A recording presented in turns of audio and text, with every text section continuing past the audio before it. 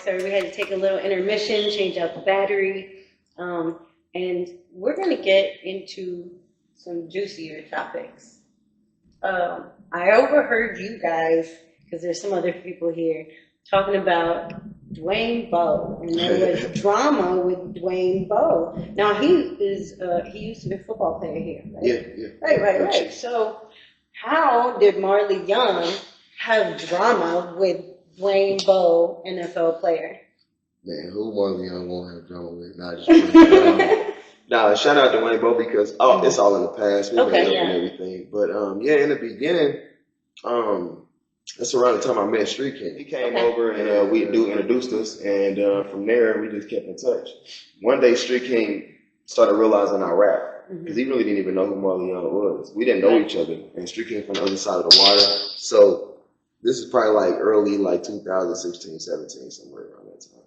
And Street King's coming out with a project, and he like, man, I need a song from you. You know what I'm saying? Well, I'm gonna give you some beats. Why don't you go ahead and drop a hook? Well, I'll see who I'm gonna throw on it with you and all of that. So I did a hook. The hook was Payday. The song was dope. Everybody was feeling it, and Street King kept playing it online every day before the song was finished. And one day, Dwayne Bowe's brother tapped in on his live, and he freestyled to the beat. And Street King and his brother had a relationship from back when he used to live here. Dwayne Bowe decided he gonna hop on the song too. He liked it and everything. They out there freestyling. That dude flies out there and roll the red carpet out. Like we driving this Rolls Royce. He putting us in diamonds and everything. Now the whole time I ain't no dummy. You know what I'm saying? I'm used to hearing these stories all the time. So it's like, what's his angle? You know what I'm saying? What are you doing? I always looked at it like that. Like you want something, but you gotta be specific because we selling this shit. Right. So there's always a catch. It's always a catch. This wasn't my first rodeo, you know what I'm saying? With Third Wall, I had this shit with Gucci Mane. I had this shit with Keep the Sneak, Sean Paul, Young Mouth, just anybody, you name it. We was working with a lot of people. So I know how contract's supposed to be going, and I know how you're supposed to be getting paid. And we dealing with a millionaire. Okay. So I started being the person that was asking probably too much. You're like, hey, when we gonna get this? Or what we gonna do with this? Are you gonna buy this music? And how are we doing? We a group, we doing this together or whatnot. So it would always be, with everybody else, man, come on, he gonna look out, he gonna do this, but like I was the one that was right. So he sends us home unexpectedly, and we really don't hear much from him and shit. And he doubled back around us and he pulled Nave out there to mix his music and to help him with the computer shit. So we kind of got mad at Nave too. Like, damn, that's when Street King get on my level. Like, all right, this shit fucked up. He trying to play us, you know what I'm saying? So we had a meeting when he came to Kansas City about the money and what we wanted to sell the records for. Because of Nave was being, and me and Nave good friends. I hear people sometimes say, you got a problem with Nave or y'all got a problem with each other? Nah, me and Nave had a situation where but it wasn't street shit. It was over music and business, the situation I'm talking about. When we had our words and we had our back and forth, we wasn't friends then. You know what I'm saying? But it's cool now, so I feel like it's appropriate to talk about. But now they made it look like I was robbing him because he was giving such a too good of a deal to a millionaire. Right. And I'm not gonna talk about the figures, but I'm like, every song I wrote, I want this much. Right. His wife was like, right. And she looking and telling like, man, come on now, it's an old story, but that's the situation that happened with both. I don't think he saw the real long goal. Being a millionaire, having two young dudes, being talented, and that's how I was raised. You know what I'm saying? I always been, but sometimes people see opportunity more than they can see a dollar sign. It's like I'm not with that. So that's what happened with that situation. And best of luck to Dwayne Bowe and everything he does. Okay. That explains that. All right. Another juicy bit that I actually have been dying to get to, and I almost forgot to get to. Yeah. You made a post on Facebook talking about the popper. And the popper is another bigger name here in Kansas City. Yeah. For those of you who don't know, just go ahead and look them up. Yeah. But this post, go ahead and. You know exactly which one I'm talking about because it was very. My jaw dropped. I'm a Facebook comedian, man. This one. And somebody must be talking about it. My nose itches. Is like that what crazy. It is? Like, yeah, I'm like, damn. Is it the allergies? Is it the atmosphere? I don't know, but whatever. It is allergy season. It is. But very much. Pollen's hot. So the popper, we got history of like having back and forths and things like that. Mm-hmm. And I'm not here to embarrass popper or talk. You know what I'm saying? Because as a man, we don't really have that kind of problem. We ain't got the problem like, I see popper, I'm gonna knock him out. You know what I'm saying? It ain't really on that. And you know, Kansas City, that's what they think every time they hear problem or disagreement. Mm-hmm. That's all they think. So, nah, it's really that growing up, me and my circle when people around me, we was never fans of the popper in the first place. Okay. We used to always laugh and call it KC player music. And it has that KC sound? It got KC sound, but we thought that KC players was like,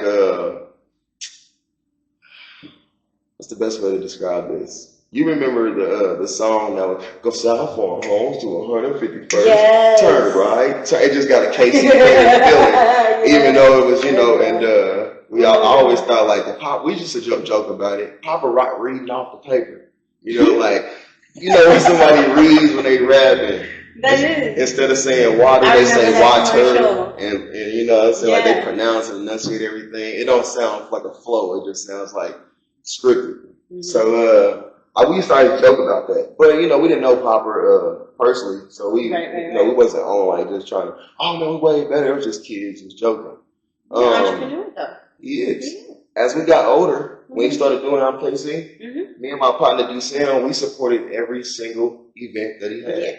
I've got a trunk in my old BMW. I have a trunk full of MKC stuff. Mm-hmm. Like I used to always, I never really wore it, but I used to always get it when we there. What's up, Papa? We gonna support today. I don't care if Dusan ain't with me. I'm still buying 2 of them because you know he usually gets it. Bam, just showing our love. So what's the conflict? The conflict happened when we already had like something that was squashed. Yeah. And it was more just he say, she say. Okay. But this time, a very important person in Kansas City called me. And they had, long story short, I'm not going to go into detail about everything, but they basically said the popper was basically, basically he feels threatened by you, bro. Okay. With his music shit. And he came to basically the teacher in the classroom, the biggest person in music in Kansas City, which is Tech9. Yeah. And was like, he's hating on us. And this, you know what I'm saying? And he's doing this. And him and Tech9 is pretty close. So Tech9, we had a conversation. I won't go into detail what that was, but he basically told me, I don't really believe it, but just man, you gotta watch yourself around different people because some people are here to hate on you, bro. Mm-hmm. And you know, some people see good things going. So I'm gonna add that after that, me and Tech9 did 2 more songs, which let me know that it wasn't no bad blood with me and Tech. Okay. But this person, Popper, tried to ruin what the relationship that me and Tech9 had. Okay. And I love rap so much that made me pissed. Okay. So I almost had like a 50 Cent vendetta, like, you know what? Somebody snaking? I'm not gonna let you shine in no type of way, bro. And rap is my arena. I know Popper thinks he's a good rapper and writer, and it's like, well, let's get in that ring. Let's battle. Yeah. We don't have to battle punch. We don't gotta battle our raps today or like a real battle rap. We can even use songs that we already got. Okay. Let's just do it, Popper. I wanted to prove to you that you ain't the artist you think you is. The reason why I say this is because your best 3 and my best 3? Man, my best 20. Your best 20? How many songs you want to do? Like, bro, we grew up, bro, laughing at it, bro. Mm-hmm. My best 20. I know he believes that he's on Richard Take's level, but he's not. Yeah. He's not. You like to put yourself up there because you've been doing it as long, but you're not on that level, bro. I think people know his brand outside of Kansas City a little bit more than know his music outside of Kansas City. Yeah. Because famous people will come here and they'll get the Prospect hoodies and the Prospect shirts. I've seen K Diggs in one. I get it. K Diggs is cool too. I've never been around with someone to listen about his music except for people who's his friends and aunties and cousins and stuff like that. So y'all are kind of in 2 different categories. We're not even the same at all. Not even the same. Literally, okay. I did a cypher for Jazz. I know everybody that was there remembers this. Mm-hmm. We all shout out. It was a bunch of guys. Nesto, the owner, Clark, CB. Popper was inside of ours. There's a few other guys that really didn't do music that much longer. I really didn't know him like that, but and Brian B did the DJing. Okay. Man, we was there an extra like 2 hours because Popper couldn't remember his verse. And he had to fill out the notebook paper, and we had to read the shit. And if you watch this video today, there's a cut in between his verses so long. Oh no. people, and I'm talking about his had a different direction after the cut and everything. It just lets you know how much of a break we had to take because it's supposed to be a cipher going straight through. I knew then we're not the same type of rappers, you know what I'm saying? But he would try to put himself in that category, and I just like after I used to didn't say nothing, but after he went to an event where me and Street King was at, it was Street King's event. He said he got $5,000 for anybody that could see him with his music shit. It's like 4 months ago. Everybody in the building, you know, everybody looked at me like, and I'm like, yeah, I'm gonna take that 5. And he ignored it. He left out the building, and then I started to antagonize him, and maybe we could get this 5 going, and I can make me easy 5. But it's still on the table for me. He dropped out of it. He didn't want to do it, and I think that was smart. I mean, why, you know, mess up whatever you got going? You got a little name, but I always looked at him as a bad representation for Kansas City music. Right now, him, Tech Nine, and K Styles have a song that he sent to them to get the verses on. Okay, yeah, I was gonna say I did see something about that. The song is so dated.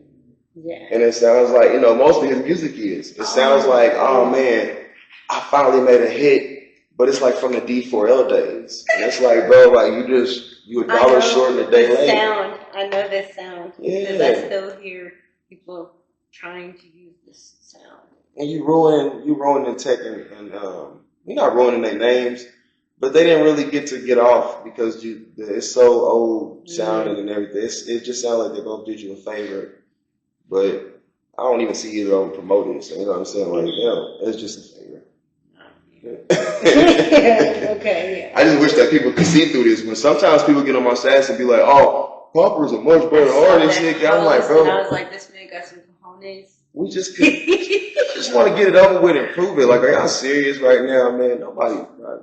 They said this. You know, this is the year when everything's gonna come out.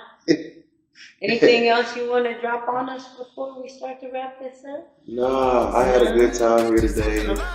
I know when this comes out, I'll be looking at it later. I just speak my mind though. Stand up on the roof, bust it loose, get the Holy Ghost, pop to it, E, take a shot, keep the rollie on. Jesus piece across the T, 4-4 bully on my jeans. Bobo put me over, I can't stop, I gotta do the race. Miss me with that sucker shit, heard you one for ducking shit. Catch you in that drop top, spray you with that sucker bitch. Cash rules everything around me, I'm clowning. Flooded with the drip, Moses split, now I'm drowning.